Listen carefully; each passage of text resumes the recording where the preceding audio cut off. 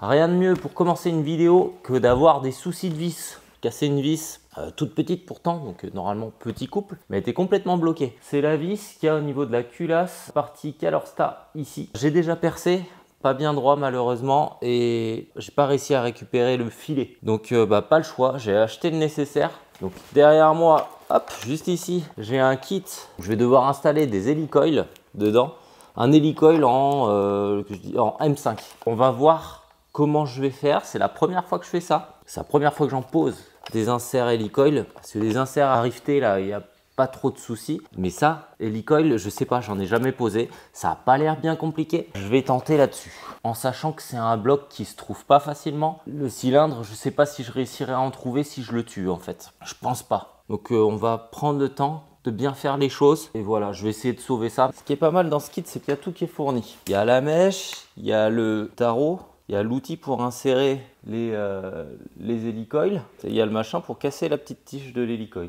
Il y a les hélicoils avec aussi, dans un petit sachet, comme ça. Amazon, pas trop cher.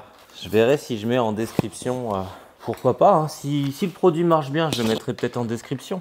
Bon, on essaie d'être droit, sachant que j'ai déjà percé en mode pas droit la dernière fois. On va essayer de faire ça mieux. Voilà. Alors là, on vient de percer. On est pas mal. Ça donne ça. C'est pas hyper propre pour l'instant, mais c'est percé. Et c'était cette vis-là, celle que je suis en train de montrer là. Voilà, c'est percé. On va pouvoir continuer la suite. Pour l'instant, ça se passe très bien. Le deuxième outil, c'est le tarot.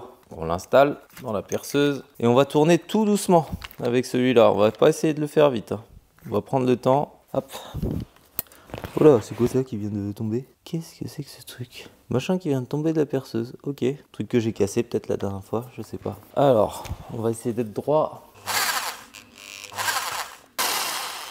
Ah putain, c'est pas mal. Déjà là, ça m'a fait un beau truc. J'avais peur que ça pète. C'est débile, hein. Surtout que c'est de l'alu. Est-ce que ça vaut le coup de vous montrer à chaque fois ce que j'ai fait en étapes? Ça fait vraiment mes cadeaux. Hein. Là, je montre des trucs un peu débiles. Hein. Voilà, on voit le filet déjà dedans là. On le voit. Le taraudage, il est fait pour accueillir l'hélicoil, hein. Pas pour la vis. Hein. J'ai mon petit sachet d'hélicoil. Il y a un côté où voilà, il y a une petite languette comme ça. Et l'autre côté où il n'y a pas. Ce qui nous intéresse, c'est de mettre le côté où il y a la petite languette à l'intérieur. Enfin, je sais pas trop comment le dire. Pour pouvoir mettre l'outil et visser. Et on y va pépère. Voilà, ça se visse. Voilà. Là, il est posé et je vais casser la petite tige. Je vais prendre le marteau et puis je vais casser. Et voilà, l'hélicoil est parfaitement posé. Bah c'est pas bien compliqué non plus, hein. Faut pas trop se prendre la tête, hein, les gars. De faire ça, je le sentais pas. J'avais besoin de me faire confiance. Putain, c'est pile le bon diamètre en plus. Là, on est bon, hein. Et franchement, c'est vraiment pas mal. C'est bien comme truc, hein. La petite mallette là, elle fait grave le taf. Elle est très très bien. Je vous mettrai cette mallette là en description de la vidéo si elle vous intéresse. Je l'ai acheté sur Amazon et il y a plusieurs tailles. Ça va du M5, alors ça fait M5, M6, M8, M10, M12. Je crois que c'est une cinquantaine d'euros pour ce genre d'intervention. C'est plutôt pas mal, c'est très bien même. Je ne regrette pas mon achat. J'en ai une autre vis qui est un peu foireuse. On va voir si on le fait aussi. Là, c'est un peu abîmé aussi. C'est une vis qui est pas bienvenue. Il y a pas mal de galères de vis sur des vieux moteurs comme ça, là, qui n'ont pas tourné depuis longtemps. Surtout sur des petites vis de 5 mm, 6 mm. C'est ça qui est fou. Elle est complètement bouffée. Mais je pense qu'elle se récupère. En vrai, elle se récupère. Ouais. Là, on va le faire autrement, lui. Avant de tout bousiller, je vais peut-être utiliser une taraudeuse. Là, c'est ces outils-là. Ça, j'avais acheté ça. C'est moyen à ouf, hein. Franchement, en vrai, ça dépend des vis que tu as, en fait. Faut vraiment pas se craquer. Donc, faut bien les contrôler avant. Bon, je reviens en arrière, je reviens en avant. Je vais faire à l'ancienne, hein. Alors, je sais pas si c'est une bonne idée, revenir en avant, revenir en arrière, tout ça, mais... Mon père, il m'a toujours dit ça. Réutiliser des vieilles vis pour pouvoir refaire des taraudages. Je passais un petit coup nettoyant. Ouais, bah c'est pas ouf, hein. Ce que j'aime pas, c'est qu'il c'est flottant. C'est pas la première fois que je me rends compte de ça. J'aime pas ces outils-là. Cette boîte, elle est nulle. Le filet est pas bon, en fait. On voit que la vis, tu vois, elle se balade dedans, quoi. Comme si c'était trop gros ou... Tu vois, c'est bizarre. Donc ce qu'on va faire, on oublie cette merde. Je refous un insert dedans. Mine de rien, c'est mes pipes d'admission qui vont être là. Faut pas que je fasse n'importe quoi non plus, quoi. Est-ce qu'on peut en mettre plusieurs les uns sur les autres? Je pensais à ça tout à l'heure, je me dis, est-ce qu'il y a moyen, tu vois, parce qu'ils sont courts quand même, les hélicoils. C'est peut-être débile, hein, comme question. Mais est-ce que tu peux faire un petit hélicoil plus un autre petit hélicoil ou est-ce que ça s'achète des grands directs? Je sais pas. Dites-le nous en commentaire. Et ben franchement, la petite mallette d'insert hélicoil Amazon, elle est vraiment pas mal et je vous la recommande. J'ai posé 2 inserts comme vous avez pu le voir dans la vidéo là. Si elle vous intéresse, je vous la mets en description. C'est juste que je la trouve bien et que du coup je vous la partage. Si ça vous intéresse, allez la voir. Elle coûte pas bien cher et je trouve qu'elle vaut son prix. Après ça dépend peut-être des alliages et tout. Là j'ai fait sur de l'aluminium. À voir sur de l'acier si c'est aussi costaud, peut-être pas. Mais sur de l'alu, pour un bloc, quand tu as besoin de sauver tes vis et refaire un taraudage, top. La culasse, elle est pleine de copeaux d'alu du coup. Il va falloir retirer les soupapes et tout nettoyer. J'ai le bac à ultrasons à côté. L'idéal, c'est de pouvoir nettoyer même tous les conduits et tout ça avec le bac ultrasons. Donc on fera notre petit dosage. Déjà, on s'occupe de la culasse, on retire les soupapes. Et puis on nettoie tout ça, on nettoie ce qu'on peut nettoyer. Alors ça c'est un lève-soupape pour ceux qui ne connaissent pas. Et le principe, ça va être de comprimer les différentes soupapes ici pour pouvoir sortir la soupape. Elle est retenue par 2 demi-lunes qu'on voit là, ici et ici. Au niveau de la queue de la soupape, il va falloir la comprimer pour chasser les 2 demi-lunes pour pouvoir dégager le ressort et pouvoir dégager la soupape. Alors je me mets bien au centre de la soupape comme ça, je glisse ce truc. Et là, je force. Là, c'est libéré. Donc, on voit bien les 2 demi-lunes qui sont libres. Pour chasser les 2 demi-lunes, l'idéal, c'est d'avoir un tournevis aimanté. Je me place ici. Je vais choper les demi-lunes. Une.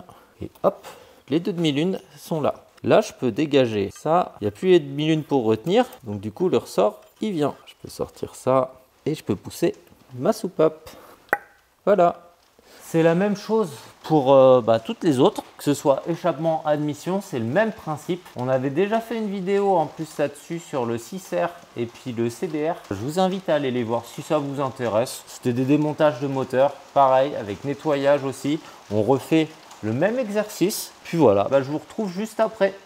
Nickel, pas trop de difficultés, peut-être une petite galère pour la soupape d'échappement, celle-là qui bloque un peu dans son siège. Enfin du moins j'ai galéré un peu à la sortir, pas normal. Donc il faudrait que je regarde si elle n'est pas tordue ou s'il n'y a pas de souci. J'ai essayé de la mettre, de déplacer cette soupape là, ici et là. Ça bloque pareil alors que les soupapes qui étaient ici et là il n'y avait pas de souci, ça glissait bien. Donc petit doute sur celle-là. Il va falloir retirer maintenant les joints de queue de soupape. C'est ce qu'on voit à l'intérieur. Hop, les petits verres là. Donc je vais retirer ça. J'ai ma pince, je suis prêt. Alors, je mets ma pince au milieu. Et hop, et de 1. Ça se présente comme ça. Joint de queue de soupape. Et puis je retire ça avec une pince classique. Bon, je les fais tous. Oh putain, je l'ai déchiré lui. Tout craquelé. C'est tout bon. Ils ont tous été retirés là. Tout a été démonté correctement. Et on va pouvoir nettoyer du coup cette calamine. On va faire chauffer le bac à ultrasons. Et on va tremper la culasse dans le bac. Tu as de la calamine un peu partout. Là, il y a des restes de colle du joint de culasse. C'est normal, le moteur a plus de 20 ans. C'est un moteur de ZX12R de 2001 pour rappel. Donc le moteur, il a quand même bien vécu. Donc c'est normal. J'ai mis de l'eau distillée dans le bac à ultrasons avec 3% de concentration de ce produit-là. C'est de l'EcoPlus News de MW Tools. J'avais déjà utilisé ce produit-là à doser à 1%. Là, je l'ai mis à 3%. Parce qu'on s'était rendu compte que c'était pas assez la première fois qu'on l'avait fait. Là, j'y vais franco parce qu'il y a beaucoup de calamine. Le moteur est bien vieux, bien sale. Et il y a beaucoup de dépôts. Et je voudrais que ça nettoie vraiment tous les conduits. Donc, j'ai dosé un petit peu plus. 3%. Il y en a qui dosent encore plus. Moi, j'ai pas trop envie de tenter le diable. 3% déjà, on va voir ce que ça vaut, ce que ça va donner. Et en attendant que le bac chauffe, parce qu'il faut qu'il atteigne une certaine température, idéalement c'est 60 degrés par là. On va dire qu'à entre 40 et 60 degrés, on sera pas trop mal pour pouvoir commencer à plonger la pièce. On fera une plongée, je pense un nettoyage de 20 minutes, un truc comme ça. Je pense que c'est pas déconnant et s'il y a besoin de plus, on mettra plus. En attendant que le bac à ultrasons chauffe, on va installer cette pièce-là dans la voiture. Je ne l'avais pas installée la première fois parce que je ne l'avais pas reçue. Je l'ai commandé sur Drift Shop. C'est pour pouvoir sortir le volant plus facilement. Quitte à faire quelque chose en attendant que ça chauffe, autant s'occuper de ce truc-là. Je retire les vis que j'avais mises. Après, c'est pas exceptionnel, hein. C'est juste un machin pour pouvoir démonter le volant. Pour rentrer plus facilement dans la voiture. Parce que je me dis, en fait, quand on aura les baquets, on va galérer entre l'arceau et les baquets et le volant, on va être dans la merde. J'ai trouvé sur Drift Shop, je me rappelle plus du nom que ça porte ces trucs-là. Mais après, entre nous, on s'en fiche de comment ça s'appelle. L'essentiel, c'est qu'on sache ce qu'on fait un minimum. Si on n'a pas les termes, c'est pas grave. L'idéal, c'est de les avoir pour pouvoir vous expliquer. Mais la plupart d'entre vous qui nous regardez, bah, vous les connaissez déjà très bien, les termes, et vous êtes pour la plupart des mécaniciens. Donc, on est votre divertissement. C'est pas parce que t'as pas les termes que t'es nul. Parce qu'il y en a beaucoup qui sont comme ça, qui sont très théoriques. Allez, pouf, on va lui installer ça. De toute façon, c'est du matos qui coûte vraiment pas cher. Drift Shop, pour le coup, c'est pas très cher, hein. Je sais pas si c'est vraiment bien. Moi, j'ai peur que le volant, il se défonce, que tu te dis, à ce prix-là, c'est un peu trop beau, quoi. Tu te dis, bon, au pire, c'est inconsommable. Mais entre acheter, tu vois, un volant qui va être sollicité, moi je me dis c'est comme un guidon que tu achèterais sur AliExpress, tu vois. 40 €. Je crois que c'est ça, hein, ou 60 €, je sais plus. C'est que ça coûte que dalle en fait un volant sur Drift Shop. Donc à voir dans le temps. Moi j'ai peur qu'il se défonce, qu'il se déforme, et puis je me dis vu le prix, soit c'est un archi méga bon plan, et ça c'est, tu te dis putain, mais tout le monde devrait mettre des volants comme ça en fait. Ou soit c'est juste un fusible, c'est un consommable encore une fois qui va se tordre et puis qui sera pas vraiment à la hauteur de... Comme tous les marchands comme ça, de toute façon, c'est pas parce que ça s'appelle Drift Shop que c'est forcément excellent, hein. Et que tu as tel pilote qui se fournit sur ce site-là que c'est trop bien. Il y a du marketing dans l'histoire. Tout le temps. Ceux qui se font envoyer des produits de machin, Max Speeding Rose, bah c'est pas ouf quoi. Ça c'est de la chinoiserie, et pourtant bah, tout le monde est à parler de ce truc là. Max Speed c'est trop bien, tout ça. Bon, c'est pas cher. C'est pas cher, mais derrière, est-ce que tu prends le risque de mettre des bielles par exemple Max Speeding Rose sur ton moteur? Faut être taré parce que c'est pas le même poids, les circuits de lubrification, c'est pas les mêmes non plus. Genre tu vois sur des bielles de ZX12R, je crois que tu as un seul trou de lubrification sur ta bielle, alors que sur celle d'origine, tu en as deux. Et l'équilibre des bielles, c'est pas du tout pareil. En fait, elles sont toutes différentes. Elles n'ont pas le même poids et tout. Si vous doutez de ce que je dis, vous pouvez contacter Xavier de ZX12 Info. Lui, il en a acheté des bielles Max Speeding Road, il les a acheté à la poubelle. Il y en a plein en fait qui ont fait l'expérience des bielles Max Speed, de Turbo Max Speed, d'Amorto Max Speed. C'est des trucs chinois. Tu peux pas attendre une qualité de taré comme du Turbo Garrett ou... Enfin bref, c'est des débats ça. Bon, c'est long à installer ces merdes en fait. Tu sens que c'est de la petite qualité, hein. À la qualité de la visserie déjà, tu vois que ça pue quoi. Enfin, je suis pas très confiant. Au pire, je laisserai Lauriane rouler la première fois avec la voiture. Comme ça, c'est pas moi qui prends les risques. Si le volant il se décroche, tu vas me dire, il n'y a pas trop de risques. Par contre, tu passes 3 ans avec ces petits trucs, ces petites clés là. Pourquoi j'ai pas sorti mes clés Bah, ça nous fait de la discussion. Bon, faut pas que je foire le truc là, je vais laisser tel quel. Et là, on va mettre ça. Alors, on avait dit rendez-vous dans 10 ans. Ça, c'est bon. Alors, vraiment l'impression de monter un truc chinois tout pourri, hein. Voilà. C'est vraiment pas terrible, c'est vraiment pas terrible. Après, on va retourner à notre bac à ultrasons. Le bac à ultrasons, j'aime pas l'utiliser quand tu as des parties accessibles que tu peux nettoyer toi facilement. Par contre, quand c'est des conduits, des trucs comme ça, tu as une fonction qui s'appelle le full wave ou le dégaz qui te permet de faire des petites impulsions et de nettoyer ce qu'il y a dans tous les conduits, décoller ce qu'il faut. Et ça, c'est bien pour ça. Je trouve que le bac à ultrasons, c'est bien pour des trucs qui sont pas accessibles. Et voilà, on a un joli volant de drift. Et puis quand on fait hop, et ben je peux le retirer maintenant. Et bim. Oh, il y a du jeu et tout. Oh là là. Le jeu, il est où? Dans le moyeu? Ouais. Bon, il est dans le système là que je viens de mettre. Tu vas me dire, entre l'arceau foiré et puis le volant foiré, on n'est pas à ça près. Ça suffira peut-être pour un début. Allez, c'est parti. J'ouvre ça, c'est brûlant. Ah, c'est brûlant sa mère. Et là, je vais plonger la culasse. Allez, petite culasse. Ouf.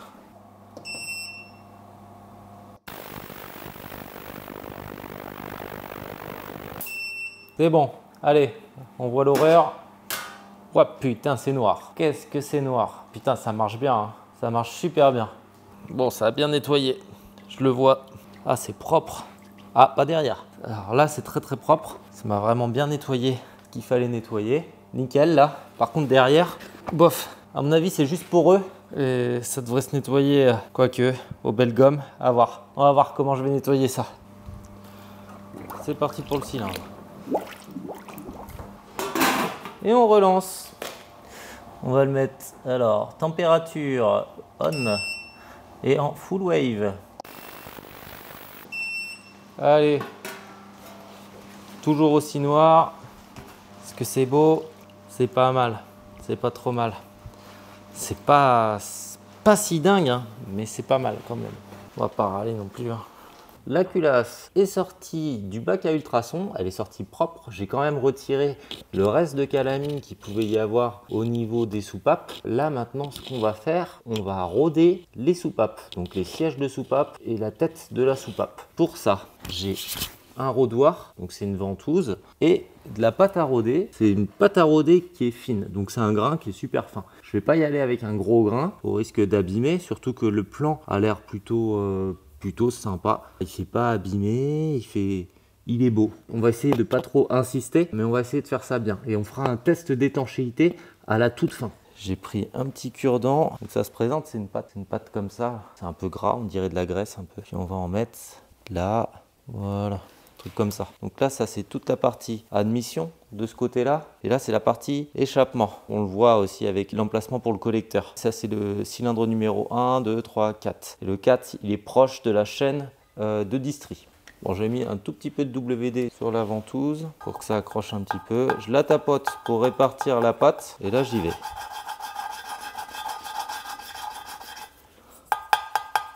Je tapote. J'y vais. On entend le bruit quand je rôde la soupape, là, quand je tourne le rodoir, on entend que ça s'affine. Et là, c'est bien. Quand on commence à l'entendre, le grain faire un truc très discret, c'est qu'on est pas mal. Et on voit du coup que la soupape est bien rodée. Le trait est bien droit. Et seul le test d'étanchéité nous dira si on a bien fait notre travail. Je vais nettoyer aussi la culasse. Je vais remettre la soupape dedans. Voilà, c'est bon. Je pense que vous avez compris le délire. On va s'attaquer à toutes les autres soupapes et on fera le test d'étanchéité juste après.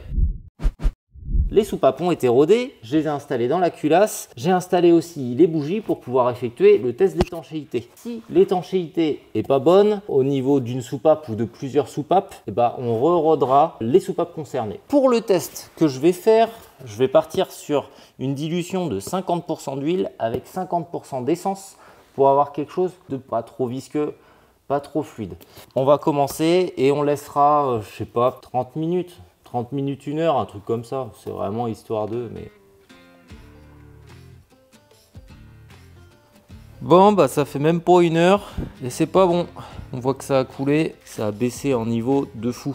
Principalement le cylindre 1, c'est pas bon, mais bon, quasi tous en fait. Quasi tous, ils ont baissé de fou. L'étanchéité est pas si ouf que ça. Ça nécessite un autre rodage, tout ça. Bon, on va re-roder tout ça. Merde. Bon, je vais vous expliquer pourquoi le test d'étanchéité n'a pas marché. Alors en fait, c'est que j'ai simplement placé les soupapes sans les mettre en contrainte. C'est-à-dire, j'ai pas réinstallé le ressort et j'ai pas remis les demi-lunes. Je les ai pas réinstallées complètement en fait, les soupapes. Et c'est ça qui, je pense, a fait que ça a coulé partout. Il y a quand même un loupé parce que quand ça s'est vidé tranquillement sur le cylindre 2, 3, 4 pour les soupapes des cylindres 2, 3, 4. Par contre, pour le premier cylindre, ça s'est vidé hyper rapidement. Donc, il y a quand même un petit rodage à faire. Donc, ça nous met un peu la puce à l'oreille. Après, est-ce que je les avais bien tapotés, bien mis en appui sur les sièges? Je ne sais pas trop. Je pense quand même que j'ai bien fait, j'avais vérifié. Mais ça ne suffit pas. Ce n'est pas que l'appui qui compte pour pouvoir faire un test d'étanchéité. Il faut aussi qu'il y ait la contrainte du ressort. Faut réinstaller complètement en fait les soupapes. J'ai voulu gagner du temps, j'en ai perdu. Donc ça c'est fait. Je voulais faire ce test. C'est vrai que j'avais jamais fait de test d'étanchéité comme ça. À chaque fois on remet les ressorts et puis on vérifie si ça fuite pas. Là ça a fuité direct d'entrée de jeu. Il y a quand même nécessité à chaque fois de remettre les ressorts, de remonter correctement la soupape pour pouvoir faire après un bon test d'étanchéité en condition. Truc drôle par rapport à ce que je viens de vous dire, je suis en train de roder les soupapes depuis peut-être 1h30, 1 heure, un truc comme ça. J'ai fait le premier cylindre, j'ai pas mis les soupapes en contrainte, je les ai pas remontées et j'ai refait la même chose que ce que j'ai fait tout à l'heure, mais là je voulais tester pour le cylindre 1 si ça coulait plus lentement que la première fois. Et du coup, comme je vous le dis, ça fait 1 heure, un truc comme ça. Ça coule pas du tout. En fait, c'est super étanche. J'ai mis cette quantité-là, ça n'a pas bougé. J'ai pas de fuite. Je sens rien de gras au niveau de la sortie, au niveau de l'admission. Rien de gras au niveau de l'échappement non plus. On est nickel. En fait, ça coule pas. Donc, ça remet un petit peu en question ce que j'ai dit juste avant, qu'il fallait mettre les soupapes avec leurs ressorts, les demi-lunes, tout ça, vraiment les installer pour pouvoir faire le test d'étanchéité après. Avec le test que je suis en train de faire, ça fait 1 heure que c'est comme ça n'a pas coulé. Je les ai juste replacés. Donc ça veut dire qu'on peut faire un test d'étanchéité comme ça. Ça n'a pas l'air de poser de problème. C'est juste que je l'avais mal fait la première fois. J'ai peut-être pas assez insisté ou pas mis assez de pâte à rôder. Donc je vais refaire une passe sur les autres soupapes pour avoir le même résultat que ça. Parce que là, ça c'est top. Voilà. Encore une théorie chelou à la Baptiste. Je refais comme ce que j'ai fait là pour les soupapes du cylindre 1, c'est-à-dire juste les replacer et puis on va voir ce que ça donne.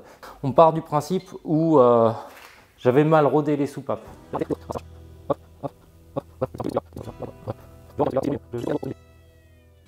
Je viens de revenir, ça fait 30 minutes que j'ai versé l'huile. Il n'y a pas une goutte d'huile qui est sortie de l'admission ou de l'échappement.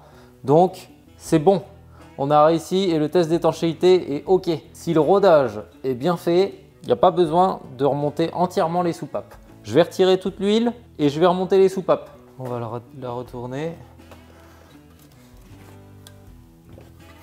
Je vais installer c'est des espèces de petits sièges de ressort. Donc je les installe dans le bon sens. Ils ne s'installent pas côté plat, ils s'installent comme ça. Parce qu'il y a un petit ressort à l'intérieur et il y a un plus gros ressort après à l'extérieur. Donc je les mets tous comme il faut. On va faire une technique de sioux. Je l'installe à mon tournevis, comme ça là.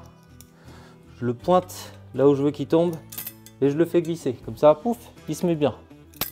Et on gagne du temps.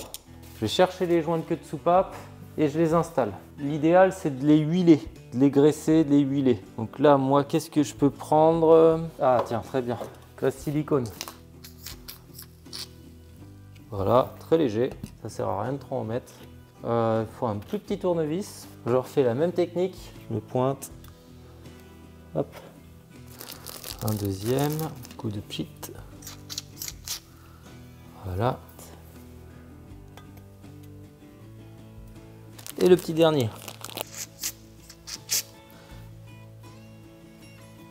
C'est tout bon. Alors, là, ça c'est le cylindre 1. J'installe déjà ma soupape. Ensuite, mon ressort. Je glisse ensuite ça. Je comprime. Et là, on va essayer d'installer la demi-lune. Là, elles sont mises. Je décomprime.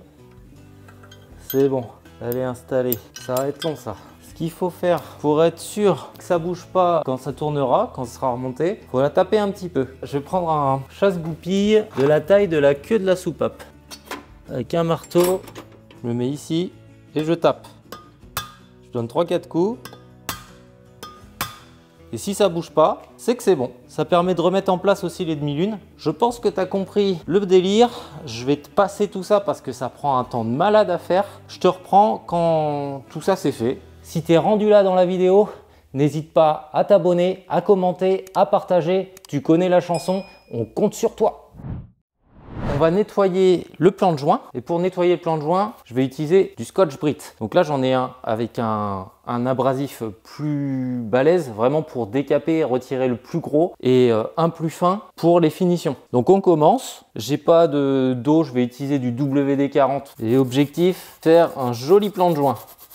Ce qui n'est pas terrible avec le Scotch-Brite comme ça, c'est que ça fait plein de petits bouts. Le souci, c'est que ça rentre dans les conduits. Donc pas ouf là-dessus. C'est vraiment pour retirer les traces de l'ancien joint de culasse. Parce qu'il y a une espèce de colle avec le joint de culasse et c'est ça qui laisse des traces. Elle est un peu marquée la culasse de partout, mais j'ai pas arrangé les choses. Ici, là, j'ai fait une grosse marque. Elle m'a échappé des mains et elle est tombée sur le vilebrequin. Bon, le vilebrequin, il a rien. Il y a bien 1 mm de creuset dans la culasse. Après, par chance, c'est pas au niveau d'un orifice. Ça devrait pas poser trop de problèmes. Et on voit l'ancienne trace du joint de culasse. Ça n'a pas trop d'incidence. Et que ce soit abîmé à cet endroit-là, bah, on est sauvé. C'est pas trop grave. Ça aurait été abîmé là.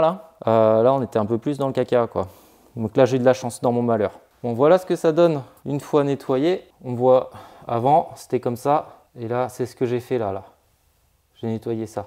Et sinon, en off, on en a profité pour nettoyer les pistons, qui ont une belle gueule. On dirait qu'ils sont tout neufs. On a fait la méthode belle gomme alu et puis brosse à dents. On a frotté, frotté, frotté, frotté. Et puis voilà. On a ce résultat-là. Et le gap des segments, il avait été fait. Hein. On est bon, c'était dans le chapitre métrologie. Je vous abrège la partie nettoyage et je vous reprends quand j'ai terminé la culasse.